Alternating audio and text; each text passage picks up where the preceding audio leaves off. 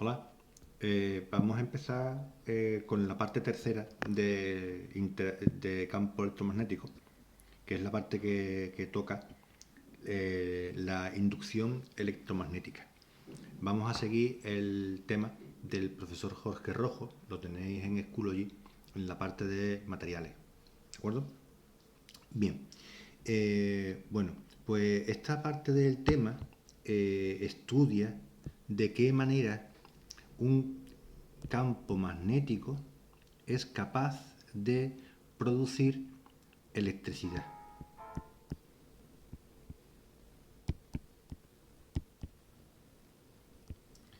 Recordad que en el tema anterior veíamos justo lo contrario, porque veíamos cómo cargas eléctricas y corrientes eran capaces de producir campos magnéticos. Pues ahora vamos a ver justo lo contrario. La idea de que un campo magnético fuera capaz de producir electricidad surge en el siglo XIX de manos de Faraday y Henry,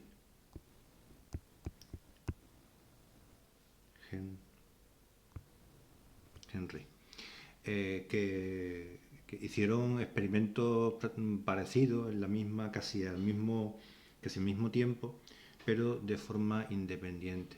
Y son esos experimentos lo que os voy a explicar en esta primera parte de este vídeo, que quiero que sean vídeos cortitos para que tampoco tengáis que estar mucho tiempo pendiente de la pantalla. Bien, lo que hizo Faraday en sus experiencias fue mm, enfrentar, enfrentar un campo magnético, por ejemplo, creado por un imán con su polo norte, polo sur. Recordad que las líneas de campo irían así, ¿recordáis? ¿Vale? Bien, pues vio cómo estos imanes interactuaban con un circuito cerrado. En este circuito, Faraday ponía un amperímetro, que es un aparato capaz de medir el paso de corriente eléctrica. Este circuito no tiene pilas, ni ninguna fuente de corriente capaz de generar una corriente eléctrica. Pero observó que si el imán, es decir, que si el campo magnético y la espira no se movían, si no había movimiento, no había corriente. Sin embargo, cuando el polo norte del imán, del que salen las líneas de campo así, se enfrentaba a la espira y esta espira se comenzaba a mover hacia el imán, entonces sí aparecía una corriente. Lo mismo ocurría si la espira se movía en sentido contrario. Observó que según hacia dónde se movía la espira, si se alejaba o si se acercaba del imán, las corrientes circulaban en un sentido o en sentido contrario a lo largo de la espira, ¿de acuerdo? Es decir, que en la espira había veces que la corriente circulaba en este sentido y otras veces que circulaba en sentido contrario, según si la espira se acercaba o no se acercaba, o se acercaba o se alejaba del imán. También observó que eso mismo ocurría si no se movía la espira, si la espira permanecía inmóvil, pero se movía el campo magnético, si se movía el imán. Así, si el imán se movía hacia la derecha, hacia la izquierda, alejándose de la espira, o se movía hacia la derecha, acercándose de la espira, de nuevo en esta espira aparecía una corriente. Estas corrientes recibieron el nombre de corrientes inducidas, porque se producía cuando un imán se acercaba o se alejaba de la espira. Bueno, decir que lo mismo que ocurría al acercar el polo norte, ocurría algo similar acercando el polo sur, ¿vale? O alejando el polo sur de la espira. Bueno, yo esto lo estoy pintando, intentando pintarlo en 3 dimensiones.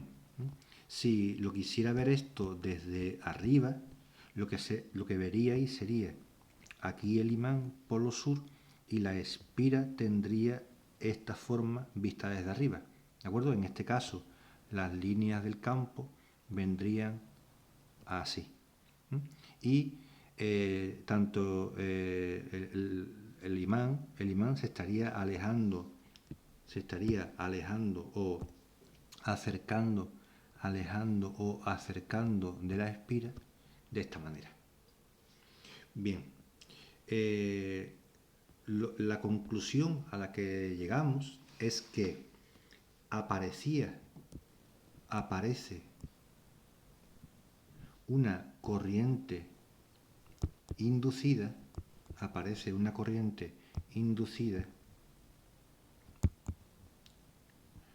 cuando existe un movimiento relativo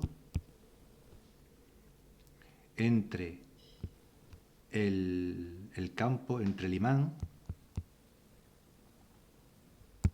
y la espira. ¿De acuerdo?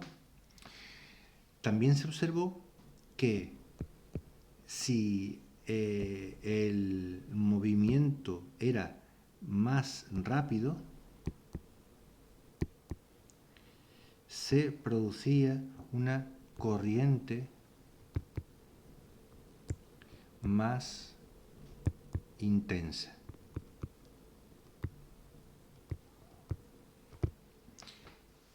Si el movimiento, de nuevo, el movimiento relativo era más rápido, se producía una corriente más intensa.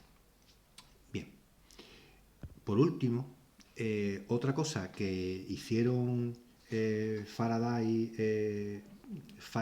y Henry es observar que realmente no hacía falta que tuviéramos un imán y una espira para producir una corriente inducida. Podríamos prescindir del imán. Y entonces, ¿qué usábamos en su lugar? Bueno, pues usábamos otra espira. Si teníamos una espira, esta vez sí conectada a una corriente, a una pila, de manera que circulara por ella la corriente eléctrica, y teníamos otra espira por la que no había ninguna pila y únicamente colocábamos un amperímetro para medir el paso de corriente. De nuevo, cuando había este movimiento relativo entre la espira por la que circulaba una corriente debido a una pila y la espira en la que no había pila y solamente había un amperímetro, el movimiento relativo de estas dos espiras producía en la segunda de nuevo una corriente inducida. Si por aquí circulaba una corriente, que podía ser en un sentido o en otro, dependiendo de dos cosas: de hacia dónde giraba la corriente y de cómo era el movimiento relativo. Total, que aquí había un montón de fenómenos muy importantes porque permitían producir corrientes eléctricas a partir de campos magnéticos, pero hacía falta encontrar cuál era el motivo de que se produjeran todas estas corrientes inducidas. Es decir, cuál era el denominador común.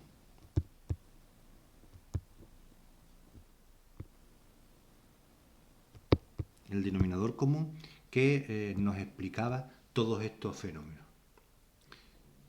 Bien, sobre esto hablaremos en el siguiente vídeo.